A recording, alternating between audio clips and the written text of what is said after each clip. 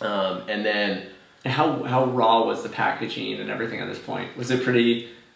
There's a line I love that is like, if you're not embarrassed of your first product, then you didn't do it right. Basically, like, because you would have never got started. Yeah. So are you embarrassed of your first, or is it kind of part of that? How you started. I'm glad you asked about packaging, because there's a great story with our brand for those that, I know we're on audio, but if you check out the video, there's a couple of our glass jars of our superfood. So we actually launched 24 products in the first 6 months that we were in business. Some of them were different sizes, but it was classically one of those things of like, we didn't know how hard it was, so we just did it. A lot of like watching the sun come up through the windows as you're still working on stuff in the early days.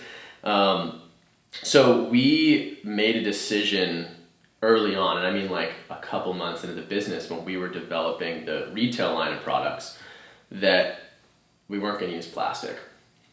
But as we started looking at the pricing of all the options, we were like, well, let's just see like, what is a plastic bag, like a stand-up pouch, which is like so much of a grocery store, what does that cost? And I got the pricing. I was like, oh my God, if we're going to put this in a glass jar, it's going to cost this much. And if we're going to put it in a bag, it's going to cost like basically like a tenth of the price. And that night I'm going to come to your packaging question, or your question on packaging, I promise. But I had a dream, and I was walking on the beach, and there was this little boy that was playing in the waves. And as I walked up and got close to him, I saw there was something lolling in the waves, and he walked over to it, and he picked it up, and he walked up to me, and he looked at me straight in the eyes, and I realized it was my grandson. And he held up a plastic bag that he picked up out of the ocean, and it said Imlakesh Organics on it. And it has burned itself into my mind, which is that the decisions we make today are affecting my children in the future and all of our grandchildren to come. And that was like this moment of like, whoa, like no plastic. Like, our packaging will not be plastic. Mm-hmm. I can't make 100,000 or 1 million of these, pouches that are just going to end up in a landfill or, God forbid, in the ocean.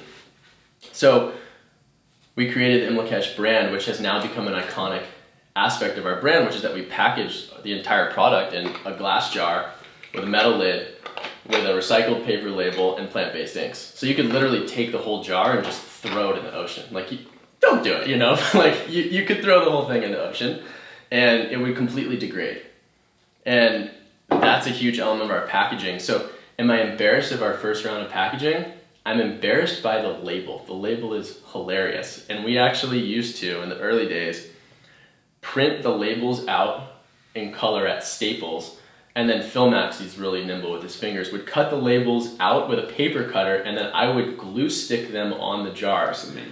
And our friends were so supportive of us, and this was such a labor-intensive process, that people would just come and help us, right? And so we literally... Like, almost like they felt bad for you. Like thousands... Yeah, they definitely felt bad for us. But they were also really excited about what we were doing, right? And so we were glue sticking labels onto like literally thousands of these jars in the early days. So that's... I love it. That's the labor of love that it takes, to really start a business. Because everyone... Like, here's the thing. And especially in today's age, everyone is so fascinated by when a company hits kind of its moment, right? And it's everywhere, and people are, oh, this is amazing, and like, you got so lucky with this product, and it's out there, and it's like, no one realizes all the things of literally Elmer's glue pasting a label on.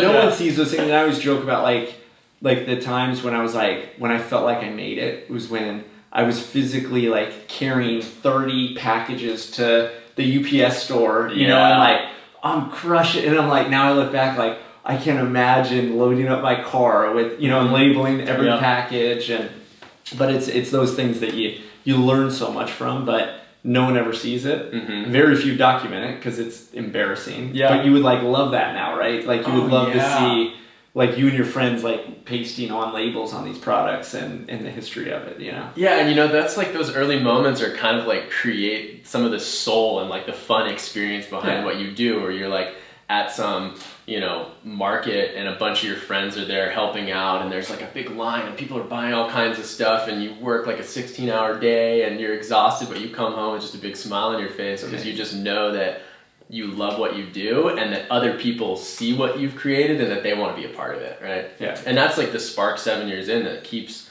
us doing what we're doing, because like running a food company is not easy.